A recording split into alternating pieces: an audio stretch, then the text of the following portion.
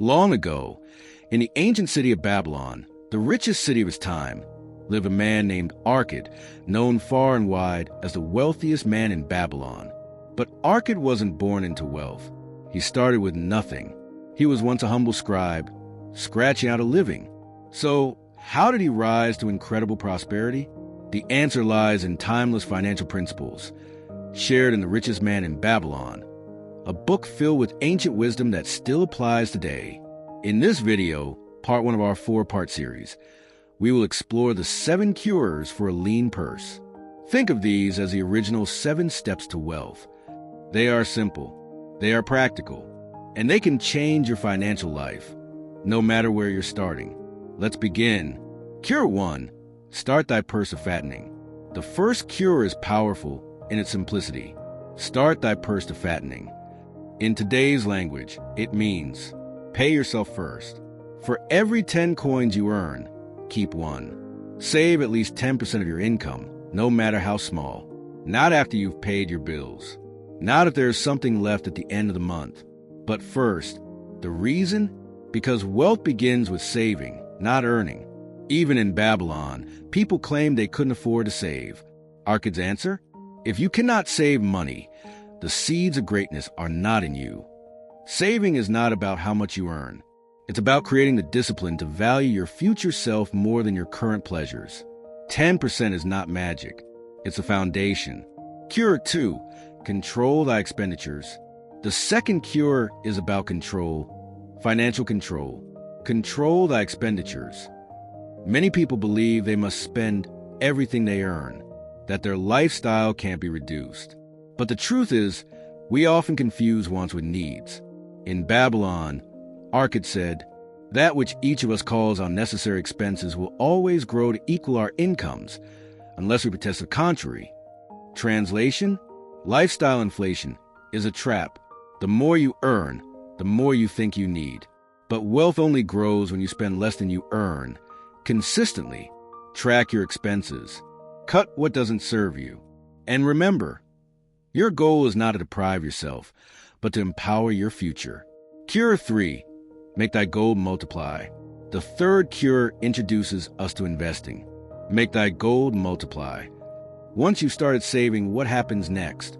Your savings must not sit idle. Gold that sleeps earns nothing.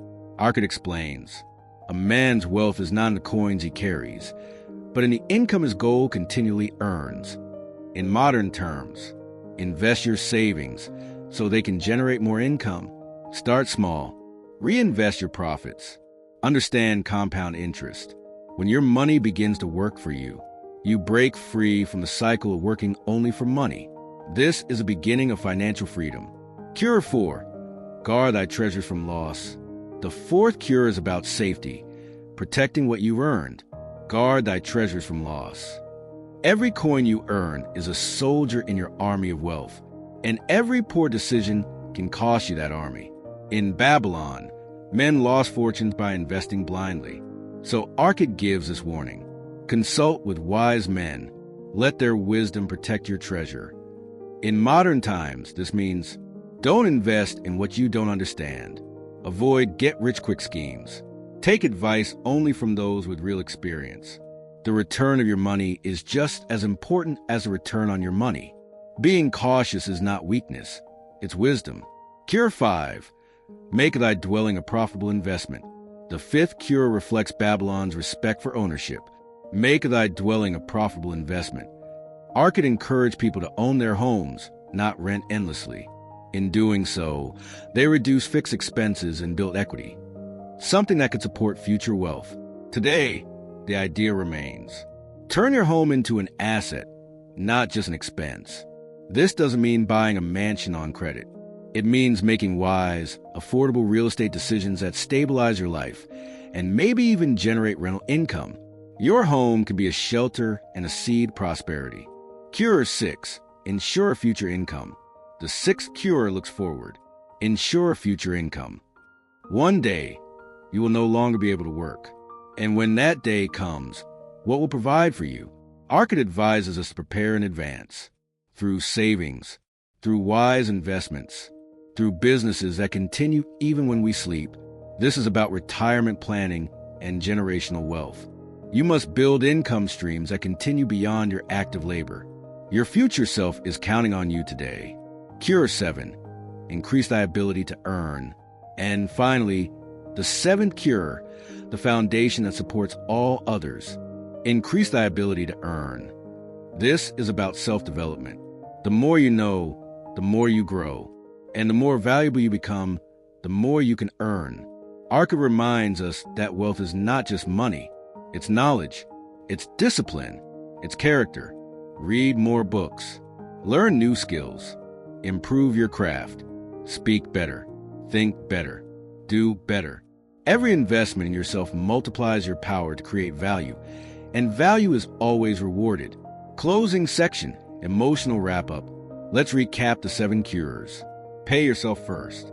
Lie below your means. Invest your savings. Protect your money. Own your home. Plan for the future. Grow your skills and knowledge.